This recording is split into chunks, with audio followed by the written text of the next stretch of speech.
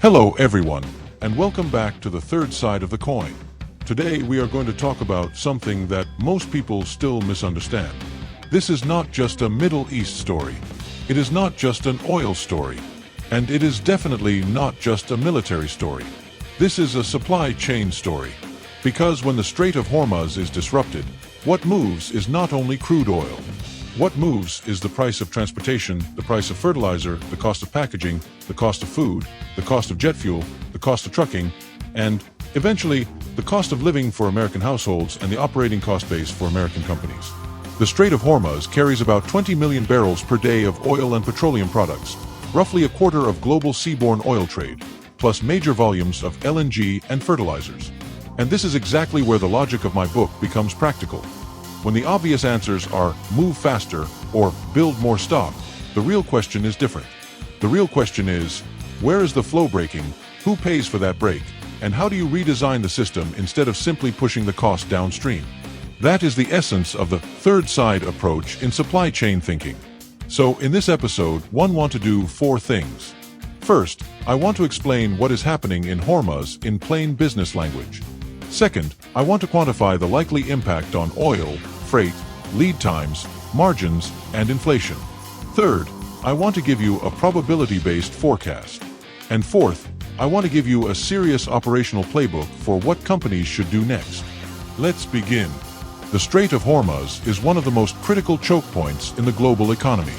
Under normal conditions, it carries around 1/4 of global seaborne oil trade, significant LNG volumes, and important fertilizer flows. This is why any disruption there immediately transmits stress into energy markets, maritime transport, and global supply chains. That matters to the United States, even if America is not the biggest direct importer through that corridor. Why? Because the U.S. economy is not protected from global clearing prices. Even when the physical barrel is consumed in Asia or Europe, the pricing shock hits globally.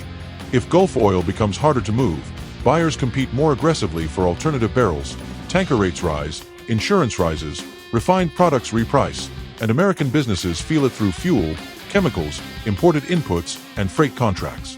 Reuters reported that Brent futures moved above $100 a barrel as the crisis intensified, while physical oil cargoes in Europe surged even higher as buyers scrambled for non-Middle Eastern supply.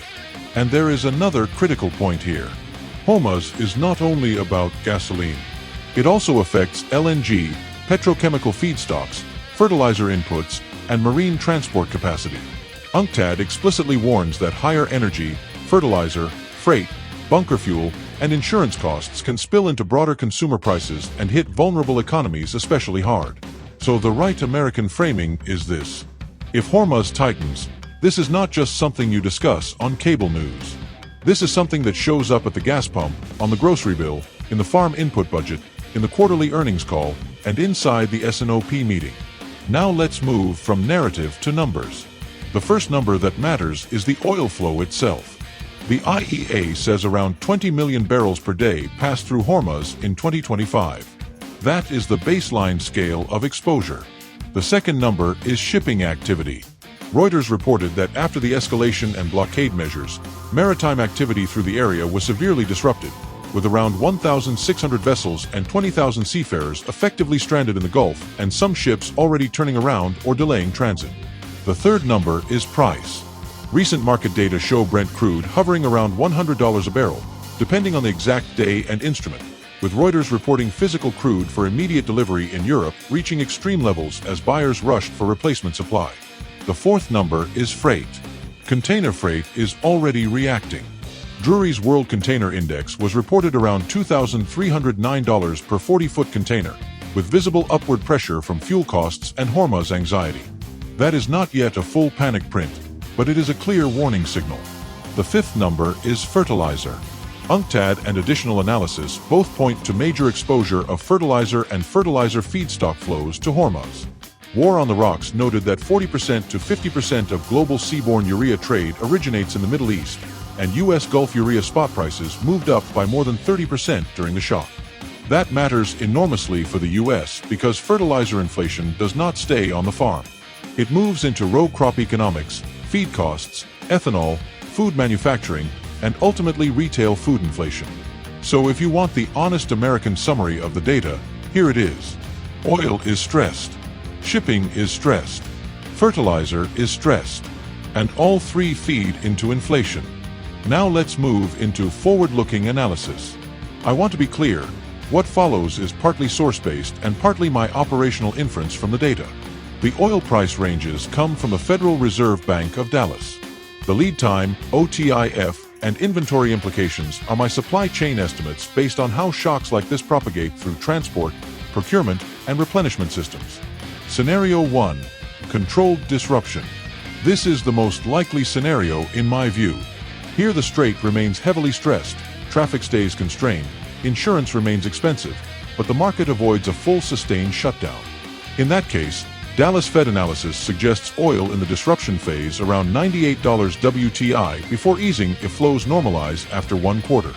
My operational estimate in this scenario, Brent or equivalent benchmark remains roughly in the $90 to $105 zone. Container freight stays elevated, perhaps 10% to 25% above pre-crisis levels. Lead times for globally exposed industrial input stretch by around 15% to 30%. Companies with tight inventory policies start increasing safety stocks selectively or TIF pressure rises. But most large companies can still protect service through buffers and expediting. This is painful, but manageable. Scenario 2. Prolonged partial blockade. This is the scenario boards and executive teams should fear most, because it is not dramatic enough to trigger immediate emergency coordination, yet it is long enough to grind margins down. Dallas Fed modeling shows that if the closure or severe disruption extends to 2 quarters, WTI could rise to around $115 in the 3rd quarter. My estimate in this scenario, benchmark oil trades broadly in the $105 to $120 area. Diesel and bunker costs remain structurally high. Freight contracts reprice upward in waves, not all at once. Lead times on exposed categories rise by 30% to 60%. Inventory targets shift from lean coverage to defensive coverage. Working capital rises sharply. Packaging, chemicals, resins, food inputs, and selected industrial materials all face margin pressure. This is where earnings calls start changing tone. Not because companies cannot get product at all, but because the cost to maintain flow becomes materially higher. Scenario 3. Long, severe closure. This remains the least likely scenario, but not an impossible one. The Dallas Fed's work suggests that if disruption persists through 3 quarters, oil could reach around $132 by year-end, with materially worse macro effects. My estimate here, oil moves into a true emergency range. Freight spikes harder because vessel availability, insurance, and routing all tighten at once. Lead times for certain categories could double. Inventory becomes a strategic weapon, not an efficiency lever. Or TIF breaks down in industries still dependent on long, fragile replenishment loops.